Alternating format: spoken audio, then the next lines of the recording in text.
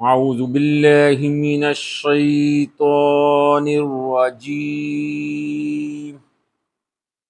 بسم اللہ الرحمن الرحیم۔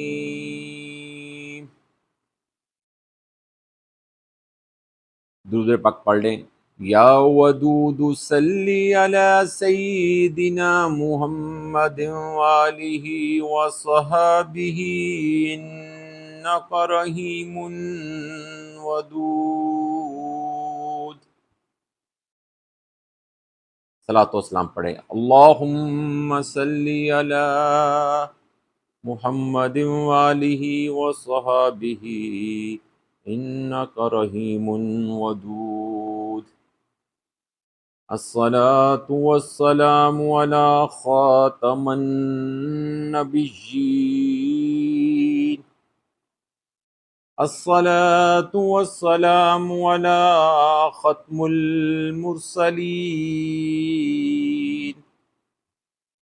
الصلاۃ والسلام علی رحمۃ للعالمین۔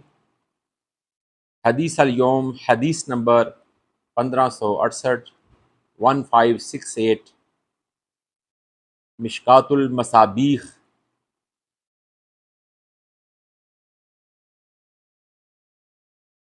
حدیث سے حسن ہے اور رواہ اس کو امام احمد اور ابو داؤد نے کیا ہے۔ محمد بن خالد سلمی رضی اللہ تعالی عنہ اپنے والد سے اور اس کے دادا سے روایت کرتے ہیں۔ انہوں نے کہا کہ رسول اللہ صلی اللہ علیہ وآلہ وسلم نے فرمایا، بے شک بندے کے لیے اللہ کے ہاں کوئی مقام و مرتبہ مقدر ہوتا ہے، یعنی لکھا ہوتا ہے، اس کے مقدر میں لکھا ہوتا ہے، جہاں وہ اپنے عمل کے ذریعے نہیں پہنچ سکتا، تو اللہ اسے اس کے جسم یا اس کے مال یا اس کی اولاد کے بارے میں آزماتا ہے، یعنی اسے آزمائش دیتا ہے، پھر اس کو اس پر صبر کرنے کی توفیق عطا فرماتا ہے،